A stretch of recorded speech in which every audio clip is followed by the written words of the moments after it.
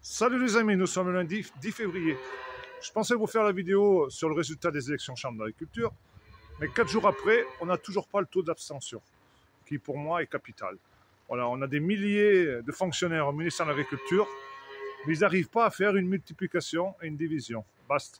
Donc je vais vous parler de Macron, qui est en train de réunir les grands de ce monde sur l'intelligence artificielle, les maîtres de ce monde, dont Harari, le socio d'Israël, le pro-intelligence artificielle et le pro-transhumaniste.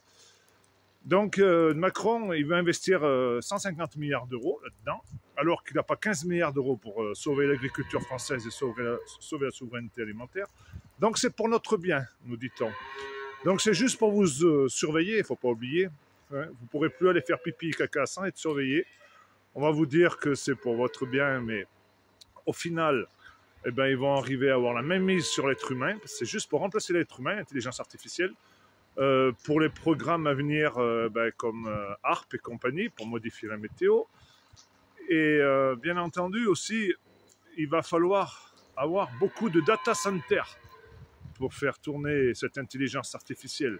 D'où la 5G, la 6G, la 7G, donc toujours plus d'ondes qui sont très néfastes pour l'être humain et pour nos animaux. Sauf que ces data centers, il faut beaucoup d'énergie pour les faire tourner. Donc il va falloir, tenez-vous bien, 30% d'électricité en plus qui devra être produite en France pour faire tourner ces data centers. Et qui dit énergie, dit refroidissement. Il va falloir des quantités phénoménales d'eau pour faire refroidir ces data centers. Donc en même temps qu'on nous dit qu'on risque de plus avoir d'eau pour refroidir nos centrales nucléaires, qu'on risque d'avoir de terribles sécheresses, en même temps on fait des data centers. Donc s'ils n'ont pas la main mise sur la météo, il faudra m'expliquer, puisqu'ils savent très très bien ce qu'ils font.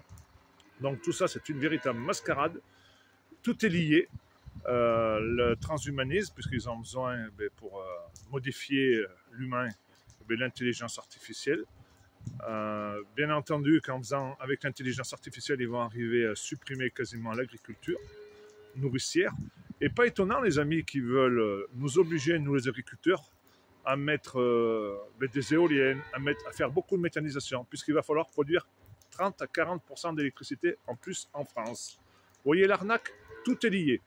Donc on subit le nouvel ordre mondial de Schwab avec son prétendant successeur, plus que prétendant Harari, le socio, le maître du monde, avec l'intelligence artificielle. Vous pouvez faire vos recherches. Si je dis une connerie, dites-moi le contraire.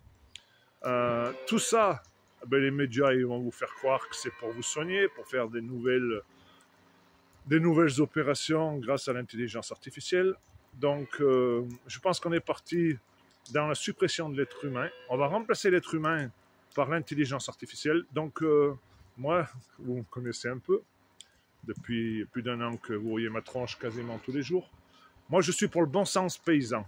Le bon sens paysan doit passer au-dessus de toutes ces gabegies d'intelligence artificielle, de transhumanisme, de surveillance faciale et compagnie. Même nous, les agriculteurs, maintenant, on ne pourra même plus pisser dans le coin de notre champ. Déjà, c'est limite, parce qu'on a des satellites américains qui nous surveillent nuit et jour. Si des fois, on volait l'Europe avec nos primes PAC.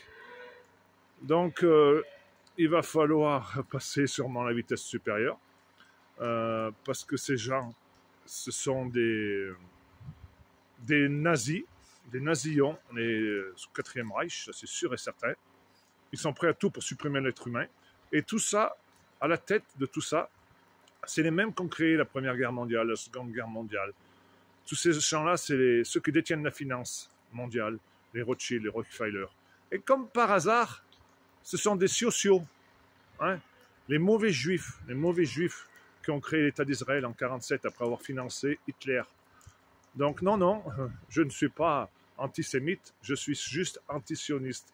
Et la tête bien sur les épaules. Et voilà, donc je sais qu'il y en a qui me critiquent parce que je les dérange. Eh ben, j'ai pas fini de vous déranger les amis. Allez, la bise!